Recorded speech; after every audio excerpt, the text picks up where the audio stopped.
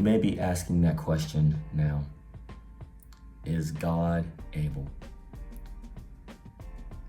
By the end of this video, I want you to be assured that regardless of what situation you are facing, that God is indeed able. And you don't just have to take my word for it. Paul, in his letter to the Ephesians, answers that question.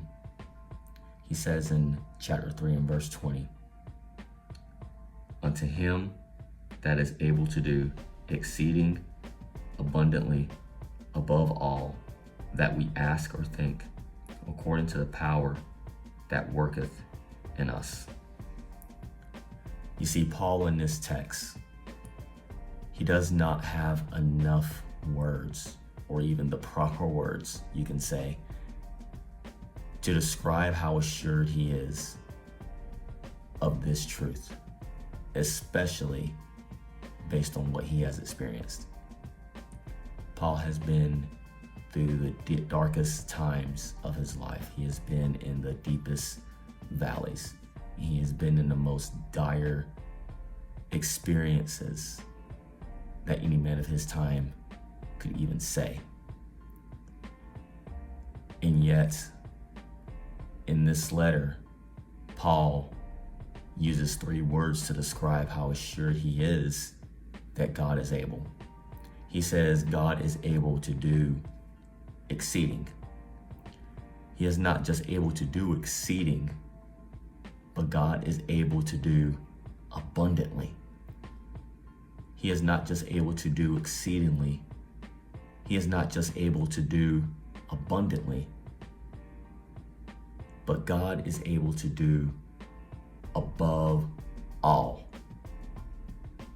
Those 3 words form the assurance that Paul believes that God is able to do what?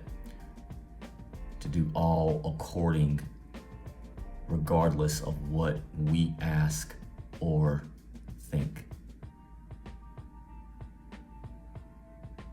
I want you to be assured today that God is able. And you may say, you have no idea what it is that I'm going through. This mountain is too high. This hurdle is too hard for me to jump over. This obstacle is too big. This giant is too formidable. You're right. I have no idea what it is that you're going through, but I am assured today that God is indeed able. And so with that, I want to encourage you to do 2 things. 1, I want to encourage you to look back. You see, even remembering the smallest victories in your life is encouragement for you to remember what God has done and what God can do. I encourage you to look back at what God has done in your life. But more than that, I encourage you to not limit him. You see, we bring our limitations, our views of God into the spiritual realm. And we may say, oh, this mountain is too big for God to move. This obstacle is too big for God to move, for me to move. And so therefore, God can't do anything with it. Or even so, we look at the mountain and the obstacles, and we don't want to bring them to God because we don't think that he is strong enough or smart enough to deal with this. And so we have to manage and figure out how to do it on our own.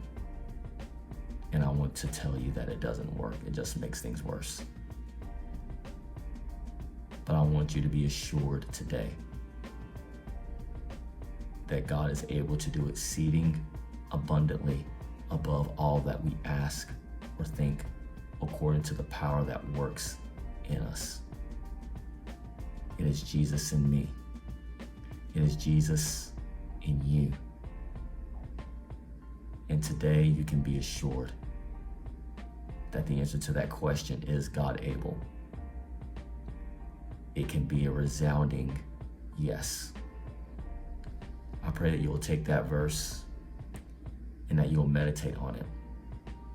And that whatever situation it is that you are facing, whatever mountain is in your way, and whatever obstacle that you have